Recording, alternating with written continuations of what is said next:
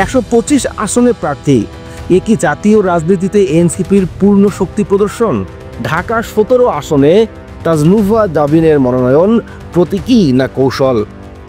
তারা কি এই প্রভাব বিস্তারে মাঠ পর্যায়ে সমান শক্তিশালী সংগঠন দেখাতে পারবে?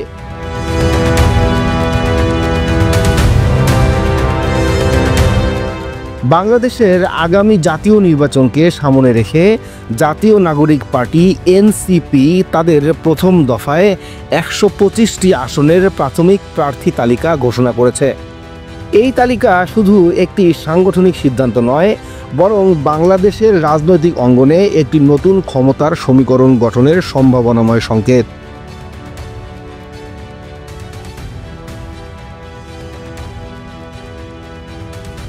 ঘোষিত তালিকায় 14 জন নারী রয়েছেন, যা এনসিপির পক্ষ থেকে নারী নেতৃত্বকে সামনে আনার কৌশলগত প্রচেষ্টা হিসেবে দেখা হচ্ছে।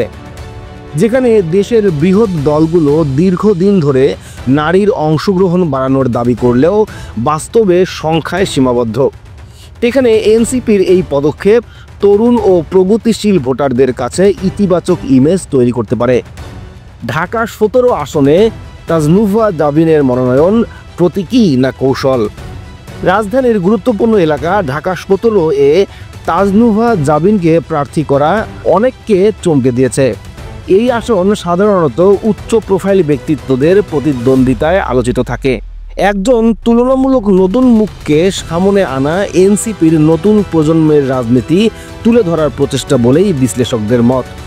ঢাকা ভিত্তিক ভোটারদের ধরে রাখতে এনসিপির হয়তো ভিন্ন রাজনৈতিক বার্তা দিতে চাইছে, যেখানে দক্ষতা, সততা এবং সাংগঠনিক গ্রহণযোগ্যতাকে গুরুত্ব দেওয়া হয়েছে।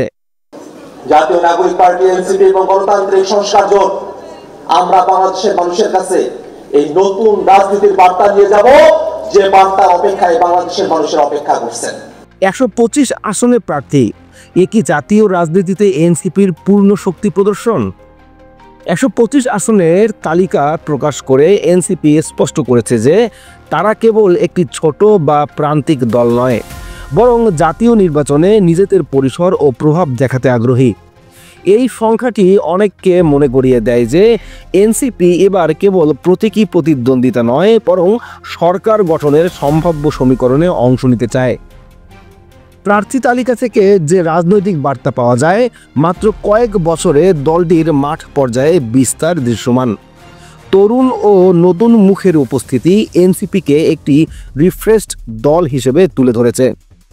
বিশেষ করে রাজনৈতিক অস্থিরতার সময়ে জনগণের মধ্যে নতুন বিকল্পের খোঁজ এনসিপিকে সুযোগ করে দিচ্ছে। রাজধানীসহ গুরুত্বপূর্ণ সিটগুলোতে এনসিপির প্রার্থী থাকায় বড় দলগুলোর ভোট বিভক্ত হতে পারে।